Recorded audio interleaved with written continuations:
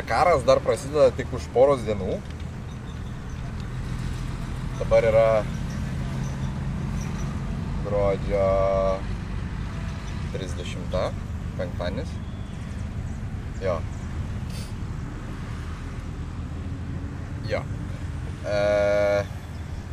Paskutinį kartą miegojau vakar ryte, kadangi kaip prieš tai matėsi, mes visą naktį važiavom iš Argentinos, iš Buenos Airių į Paragvajų. Važiavom tik tai ryte, kirtom sieną dar vėliau ryte ir į viešbutį prasmės jokios nebebuvo važiuot. Tai atvažiavome tiesiai į bandymų vietą, kur Benediktas su Sebu pasibandys pirmą kartą tokio karšto klimato, o karšto tai, man atrodo, dabar yra apie 36-37 laipsnius čia. Tokio karšto klimato sąlygom. Ir kažkaip, man atrodo, reikia parodyti tą vaizdą. Ir parodysiu po to smulkiau, su kokia chebra jie treniruojasi. Yes. Visi rimčiausi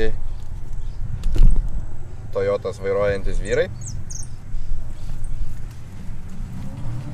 De Viliersas, Naseras Alatyja, Nani Roma, Van Lūnas, Erikas ir Benediktas. Nors ir nemiegojęs, nors ir labai esu pavargęs, bet šitos progos būti čia aš negaliu praleisti. Cheers!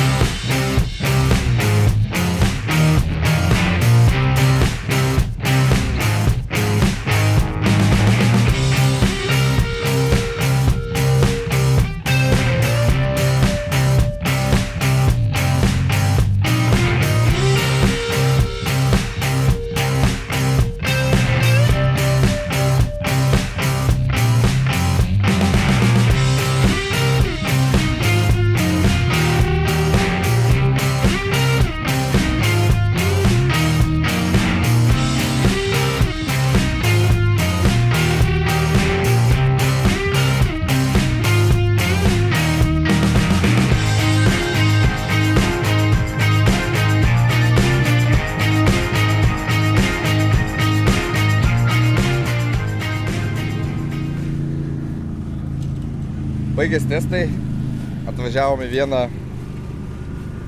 labai daug ploto užimantį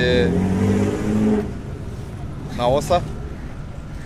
Tai yra vadinamas bivakas, kur visi dalyviai bazuojasi. Tai yra kaip serviso zona ir kol kas šiandien visi įsikūrinėja, kadangi jau rytoj reikės priduoti visą techniką į uždarą parką. Ir naujus metus atšventus jau čia visai šalia esančio podiumo bus ceremonija sausio 1 dieną. Įrengtas tarp kitko jisai kažkokiai tai kariniai bazai. Ir saugo beje irgi lygiai taip pat kariškiai, tiek vietiniai Paragvajaus, tiek, kaip man šiandien Benas papasakojo, pasirodo organizatoriai prancūzai atsiunčia ir savo kariuomenės stipresnių vyrukų palaikyti tvarkai.